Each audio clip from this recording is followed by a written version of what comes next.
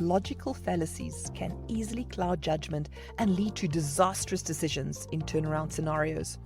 Aspiring turnaround practitioners must continually sharpen their critical thinking skills to ensure their strategies are based on sound reasoning rather than flawed or presumed logic. This episode is going to emphasize the importance of identifying and avoiding logical fallacies. Your host for the session is Pattinson, a professional turnaround practitioner with a success rate of more than 95% for all business rescue plans published to date. Pat specializes in the compliant and ethical rehabilitation of distressed businesses towards an outcome of saving businesses, saving jobs, and providing the best possible outcome to all affected persons.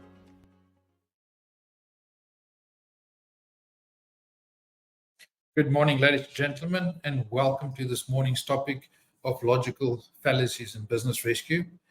Logical fallacies is something that I've always had great interest in, and I thought I would just share 5 of the logical fallacies and how I have come across them in business rescues to date. There are obviously hundreds more of them, and then we can still go to paradoxes and everything else. But for this morning, let's look at 5 of the most common fallacies that you can come across in business rescue and why they are dangerous. So what is a fallacy? A logical fallacy uses misleading, deceptive, basically false information, disingenuous information in an argument or a debate to get a specific point across. They're often used by the more scrupulous amongst us to get a specific point across without necessarily paying too much attention to the truth. And although these fallacies are not always used with malicious intent, versions of them are often used by some individuals in a debate without even realizing that they are making use of these specific fallacies. So the moment you're aware of them, the moment you know what they are, that they do exist, you can identify them and then you can act appropriately. So the most common one, and the one that I come across more often than any other fallacy, is the fallacy of perfection. The fallacy of perfection comes from public speaking, where there's an expectation that the public speaker, presenter, in this case the business rescue practitioners, must know all of the facts on a specific topic. If you see yourself as in a position of authority where you can actually lecture or present on a specific topic, those that might want to know something that you've never come across. It doesn't mean that you are not qualified. It doesn't mean that you should stop talking about it. It simply means that we are human. No one can be expected to know everything or the versions of everything. And sometimes a question can be asked that there are simply no answers to. So the fallacy of perfection is the unrealistic expectation for that presenter to absolutely know everything and be able to answer any and all questions as and when they come across. Now, in business rescue, the first meeting of creditors, where you introduce yourself as the business rescue practitioner, you provide them with your view on a reasonable prospect of a rescue. The question then starts hammering through. What are the financials? When are we going to get paid? How are we going to get paid? Why did they do this? Why did they do that? Now, ladies and gentlemen, in South Africa, that first creditors meeting is basically done within the first 2 weeks for practitioner's appointment. You could be talking about a company that has been in existence for 10, 20, 30 years. The practitioner has been there for 10, maybe 15 days if you count the weekends, etc. It is completely and utterly unreasonable for that practitioner to actually have all of the facts at hand and to then answer any of the possible questions presented to him by creditors and affected persons.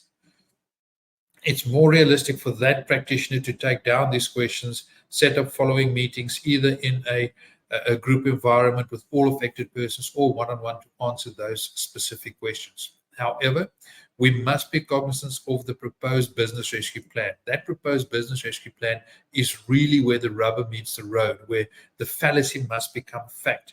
If we look at Section 150 of the South African Companies Act, it makes clear that a practitioner must provide a business rescue plan that contains all of the information a creditor could reasonably require to apply his mind in order to vote for or against a business rescue process. The unfortunate reality is that even at that stage, the practitioner is basing that proposed business rescue plans on the facts as they are presented to him. Another fallacy is obviously that of unwarranted assumption. A warranted assumption is when you make a claim based on items that are disconnected from each other. But depending on how you ask the question, how you look at it, as we say, they are born from certain versions of the truth. The simplest assumption here is that business rescue practitioner can be appointed to absolutely any business rescue in any environment, anywhere. Truth be told, that even though business rescue practitioners, their skill set is not around running a specific kind of business. It's about running a distressed business, taking a distressed business, rehabilitating it for the future.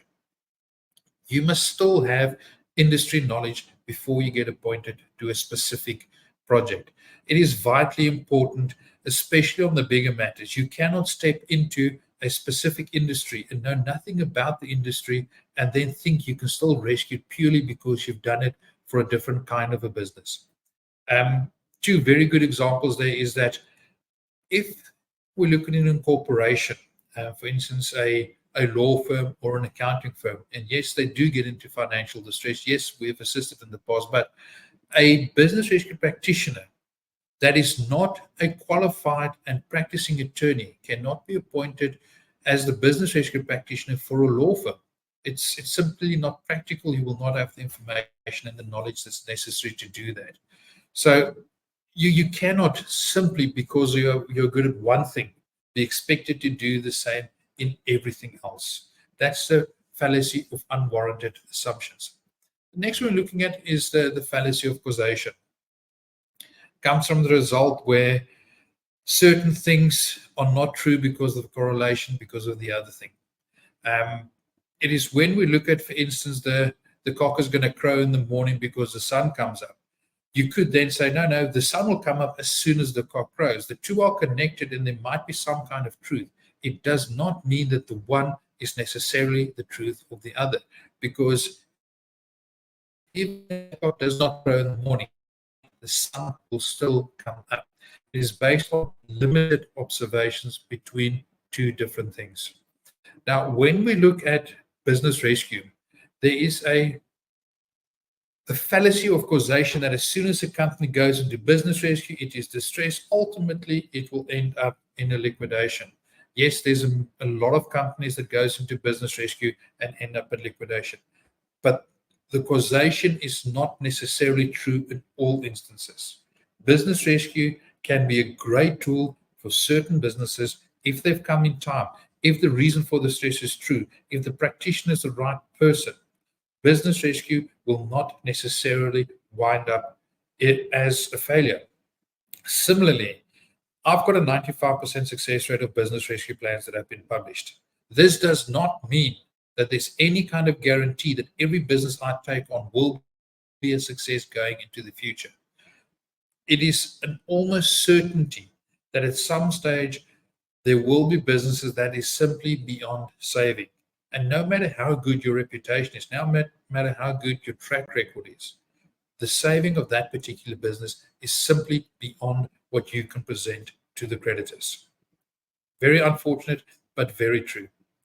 Fallacy of false dilemma. Again, one that we come across so often. It's where a presenter advocates a limited number of options. You can either do this. If you don't do that, that's going to happen. Now, in business rescue, the most common one, and this is used by creditors, by practitioners, business owners, attorneys, everybody at some stage or another have used the argument that if your creditors does not adopt this business rescue plan, the company will go into liquidation. Now, there's a little bit of a legal debate around this as well, because there are limited periods in time or limited opportunities for a business rescue practitioner to actually convert a business rescue to that of a liquidation, predominantly contained in Section 141, where only if he believes there's no longer a reasonable prospect may he convert to a liquidation. So if the practitioner has written a business rescue plan that he believes in, obviously he believes that there's a reasonable prospect. The creditors may disagree, but his belief does not change simply as a result of the vote. That is why in Section 153 of the South African Companies Act, it makes it clear that if a plan is rejected by the majority of creditors, the company gets handed back to the shareholders and the directors to continue trading.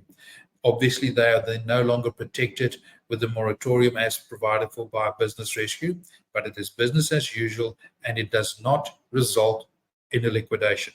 Should any of the creditors or the directors of the company after this time decide to file for liquidation, but it's not as a result of the business rescue plan.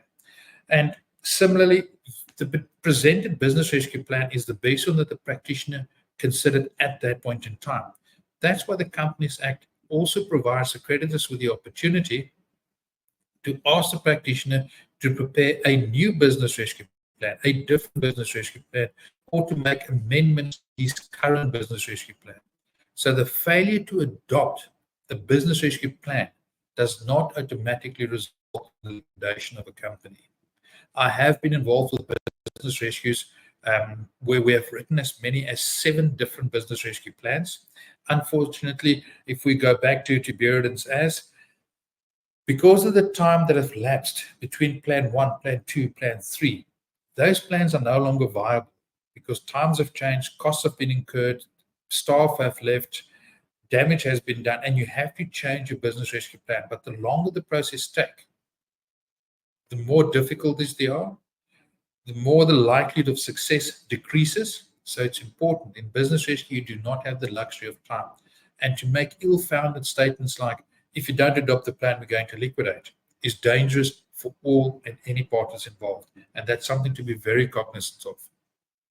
Find out what other options are available and explore those options. Do not be bullied by the assumption that the alternative is a liquidation.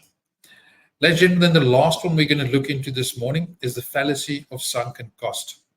Now, this is the greatest reason, in my view, as to why directors of companies wait so long before they decide to go into business rescue. It is the main reason that we have things like zombie companies, a zombie company being a company that's not really producing, it's not regenerating income, it only exists to cover the interest on loans and overdrafts, and it's not really in a position to contribute. It's also the biggest reason why sometimes when a practitioner is appointed to a specific business rescue, they keep trying and they keep going on. And the fallacy of sunken cost is simply that you are unwilling to sacrifice all of the time, all of the effort that you have already put in and make the decision to call it a day, to make the decision to either put the company into business rescue. If you are already in business rescue, to terminate that business rescue proceedings and liquidate the company if a reasonable prospect no longer exists. As I've often said, it's only a failure if the choice to stop trying is not your own. So to simply keep going because you've put too much effort into it already is a very, very dangerous fallacy. As I always say, instead of continue trying, if you put that same amount of time, effort into a new venture, into a different direction, the results will be proportionally better than trying to save something that you can see, that you know is not going to work.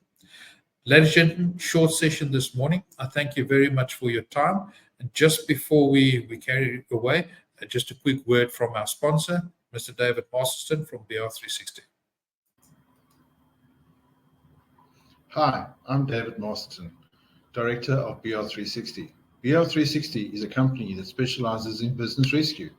That is why we wanted to team up with Pat and sponsor these episodes. These episodes provide insights not often spoken about. We look forward to future episodes and engaging with you, the viewer. Hope you enjoy Pat's insights and find it useful. Please feel free to contact us. The views expressed in these episodes are solely those of the presenters and are based on their personal experiences. They do not necessarily represent the views or opinions of any professional associations or organizations with which the presenters may be affiliated.